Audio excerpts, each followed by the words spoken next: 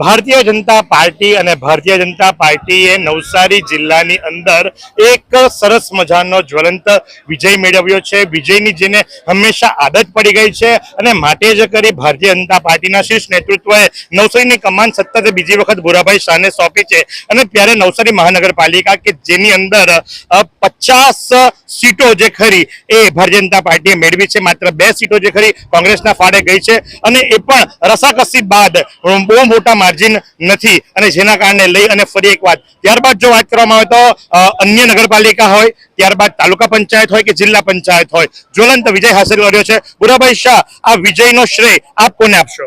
આજે સ્થાનિક સ્વરાજની ચૂંટણીને લઈને સમગ્ર ગુજરાતમાં મતગણતરી ચાલી રહી છે। અત્યાર સુધી જે નવસારી જિલ્લાની જે માહિતી આવી રહી છે તેમાં તમામ 6 તાલુકા પંચાયત, જિલ્લા પંચાયત અને મહાનગરપાલિકા અને ગણદેવી નગરપાલિકા પર ભારતીય જનતા પાર્ટીનો ભવ્ય વિજય થઈ રહ્યો છે। ભારતીય જનતા પાર્ટીના ઉમેદવારો ખૂબ મોટી જંગી બહુમતીથી જીતી રહ્યા છે એવા અહેવાલ મળી રહ્યા છે। સાથે સાથે આ જીત છે એ અમારા પાર્ટીના કાર્યકર્તાઓની જીત છે, એટલે આ જીત હું મારા પાર્ટીના કાર્યકર્તાઓને સમર્પિત કરું છું અને અમારા પાર્ટીનો શ્રેષ્ઠ નેતૃત્વ અમારા દેશના વડાપ્રધાન શ્રી મોદી સાહેબ અને ગુજરાતના મુખ્યમંત્રી શ્રી ભૂપેન્દ્રભાઈ પટેલ સાહેબની સરકાર એટલે ડબલ એન્જિનની સરકારે જે લોકોની અંદર વિશ્વાસ પેદા કર્યો, સબકા સાથ સબકા વિશ્વાસ અને લોકોના સુખાકારી માટે અનેક એવા યોજનાઓ બનાવી અને દેશ માટે અનેક એવા ઐતિહાસિક નિર્ણયો લીધા, એને લઈને લોકોએ ભારતીય જનતા પાર્ટી પર ફરીવાર નવસારી જિલ્લામાં સંપૂર્ણપણે ભરોસો અને વિશ્વાસ મૂક્યો। એના માટે નવસારી જિલ્લાની તમામ પ્રજાનો પણ હું આ તબક્કે ખૂબ ખૂબ આભાર માનું છું અને અભિનંદન કરું છું।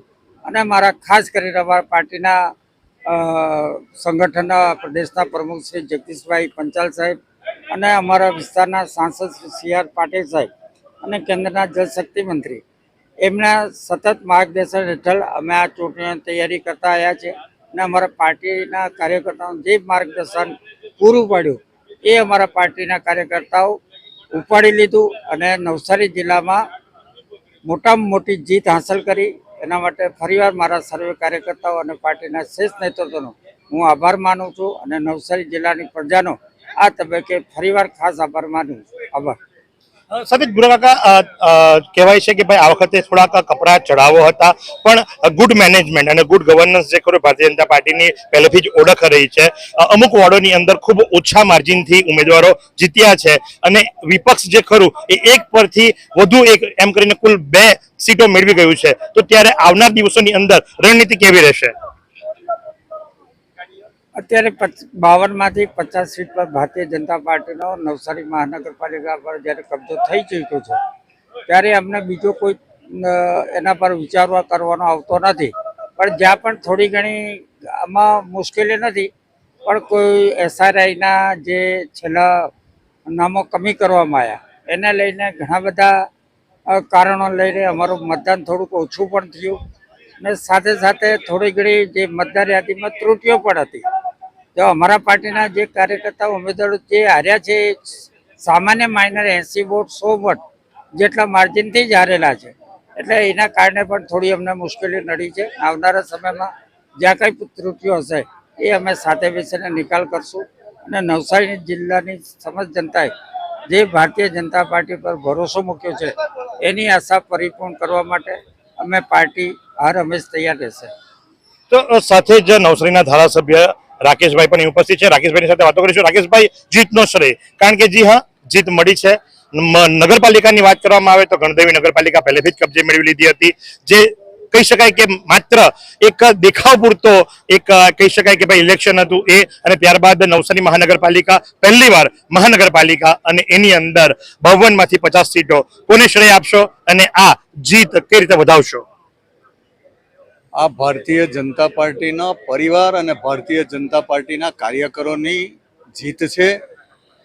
ભારતીય જનતા પાર્ટીનો પરિવાર અને ભારતીય જનતા પાર્ટીનો કાર્યકર ચૂંટણીમાં જે એકજૂટ થઈને આ રાષ્ટ્ર માટે, દેશ માટે, દેશને આગળ લઈ જવા માટે જે મહેનત કરે છે એનું આ પરિણામ છે।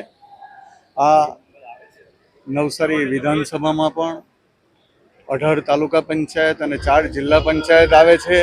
એ 22માંથી 22 સીટ ભારતીય જનતા પાર્ટીએ જીતી છે અને નવસારીમાં પણ જે 52માંથી 50 સીટ જીતીને આ જનતાનો પ્રેમ ભારતીય જનતા પાર્ટી પ્રત્યે છે એ બતાવે છે આ રિઝલ્ટ. અને આ ભારતીય જનતા પાર્ટીના જનપ્રતિનિધિઓ જે વિકાસના કામ માટે, લોકોની પડખે સુખ દુઃખમાં ઊભો રહેવા માટે જે સફળ રહ્યા છે અને લોકોની પડખે રહ્યા જ છે, એનું આ પરિણામ છે. તો જી હા, ધારાસભ્ય નવસારીના રાકેશભાઈ દેસાઈ કે નવસારી તાલુકાની વાત કરીએ, નવસારી જિલ્લા પંચાયતની વાત કરીએ, એની અંદર પણ જ્વલંત બહુમત અને આખા નવસારી જિલ્લાની અંદર વાત જો કરવામાં આવે તો ફરી એકવાર જનતાએ વિશ્વાસ દર્શાવ્યો છે ભગવા ઉપર અને ભગવો જીત્યો છે. નવસારી મહાનગરપાલિકાના વોર્ડની વાત કરવામાં આવે તો માત્ર 4 નંબરના વોર્ડને છોડીને આખા તમામે તમામ 13 વોર્ડની અંદર પેનલ આવી છે, જ્યારે વોર્ડ નંબર 4 ની અંદર ભારતીય જનતા પાર્ટીના 2 ઉમેદવારો વિજય બન્યા છે. અને આ જ પ્રમાણે પડે અપડેટ અવનવા સમાચારો માટે આપ નિહાળતા રહો નવસારી લાઈવ અને ઝટપટ ન્યૂઝ. કેમેરા પર્સન સહેલ રાજપૂતી સાથે હું મહેશ ભટ્ટ. आइसक्रीम हमारे यहाँ रोज चाहिए, और वो भी रिफ्रेश के आइसक्रीम मिक्स. 5 से ज्यादा वैरायटीज. सर्च करो, क्लिक करो, लाइफ को रिफ्रेश करो.